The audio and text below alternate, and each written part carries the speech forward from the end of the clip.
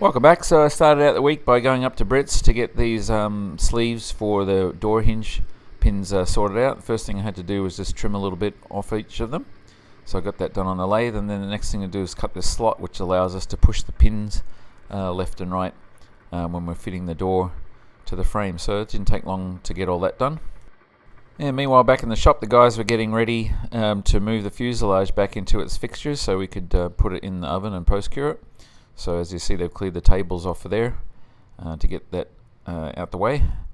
And there's the bushings back from Brits now, and I've roughed them up on the outside so when we bond them in, the resin will stick to them nicely. And then the pins, I had to cut those and clean the ends of those off as well. And here we are with the fuselage just sort of still sitting on some foam there, but just sort of hovered into place so we can get the last few things ready before we drop it in there. And everything's looking pretty good there.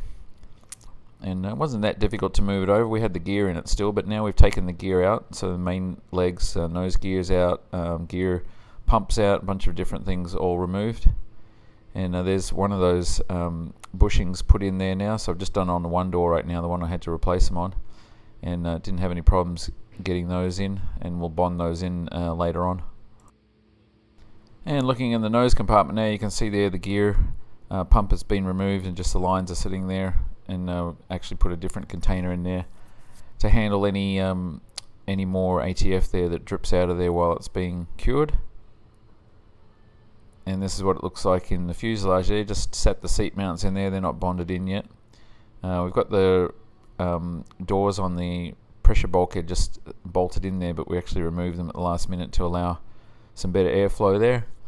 And everything else, pretty much anything that could get damaged by the heat has been removed that we could remove, so shouldn't be too many problems. And here you can see we've got it sitting in the jig now on the fixture, sitting down there nicely, and actually really helped us now because it snugged the doors up nicely. So we'll get those once they get all heated up, they should conform really nicely. They're closing okay right now, but they pulled a little bit when the skin went on, and having it in the fixture now and having it heated up, they should conform really nicely. So here, as you can see, we're piece by piece putting the oven together around it, the walls that we've had from before.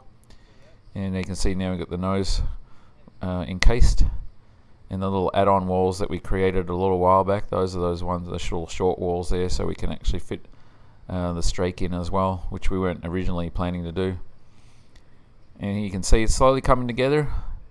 And we've got a bit of the insulation on the floor as well, so we don't have to heat up all that concrete slab as well. And as you can see, we've just sort of clecoed in the firewall there and the lower cowling.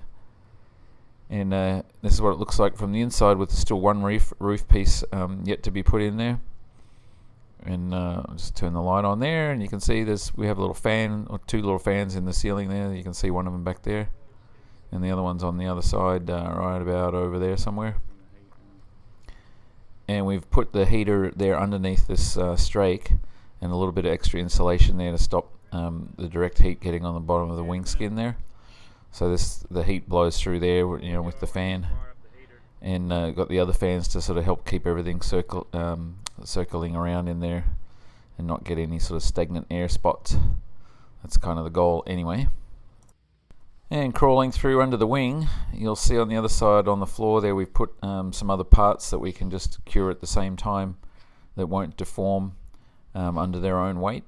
So you see we have the other upper skin for the door, and then the little strake things for the door, and just a couple of other ribs there, and then the back panels there for the pressurization doors at the back of the cabin. So that's everything that's going to be in there, and there's the other fan there in the ceiling there.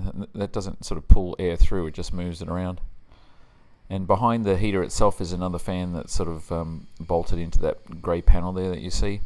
So it pushes, the motor is outside so it doesn't get too hot. Likewise with the other ones, the motors are outside.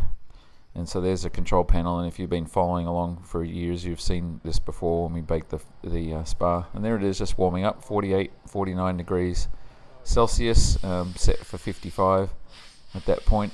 And we ended up bringing it up to 81 degrees, as you'll see here in a little while.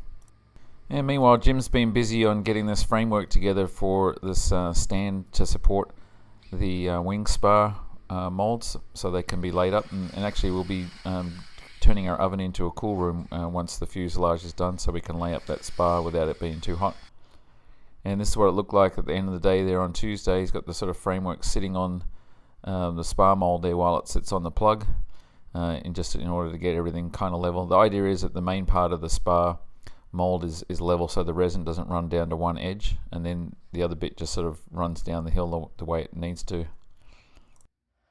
So about 2:30 we cranked up the oven, and as you can see the green number is what the temperature is set to, and it sort of fluctuates about 2 degrees either side of that, so 81 degrees Celsius, or about 175 Fahrenheit, or just an average summer day down in Phoenix, Arizona, I guess. So we're going to bake it like that for about 15 hours, and this is what it looks like. It's peeking through a little hole that I have in the front there with the infrared camera, and you can see there the temperatures around about 170s. It's a bit hotter at the back there where the heater is, but for the fuselage is fairly nicely uniform temperature around about 175, plus or minus 5 degrees, which is fine. So it's going to bake like that for 15 hours, and in the morning we'll pull it out, and that'll be job done. So that's our video for the first half of this week, and thanks again for watching.